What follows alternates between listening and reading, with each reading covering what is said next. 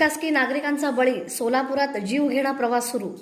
सोलापूर शहरातील जुना होटगी नाका ते आसरा चौक आणि मुलतानी सहारा नगर ते सिद्धेश्वर कारखाना या मार्गावर सिमेंट कॉन्क्रीट रस्त्याचे काम सुरू आहे। मात्र एका बाजूनेच वाहतूक सुरू असल्याने हा मार्ग अक्षरशः मृत्यूचा सापळा ठरत आहे। रोज अपघात, हातपाय मोडण्याच्या घटना तर अनेक जण गंभीर जखमी होत आहेत। सर्वात गंभीर प्रश्न म्हणजे अशा परिस्थितीत एखादी रुग्णवाहिका आली तर तिला मार्ग कसा मिळणार? आपत्कालीन सेवांचं काय? शाळकरी विद्यार्थ्यांचं येणं जाणं धोकादायक बनलं असून जड वाहतुकीमुळे नागरिकांचा जीव टांगणीला लागला आहे। नागरिकांचा सवाल स्पष्ट आहे, जिल्हा प्रशासन आणि पोलीस प्रशासन तातडीने वाहतूक सुरळीत करून सुरक्षित व्यवस्था करणार का, की आणखी एखादा निष्पाप जीव गेल्यानंतरच प्रशासन जागे होणार? सध्या सोलापुरात याच चर्चेला उधाण आलं आहे।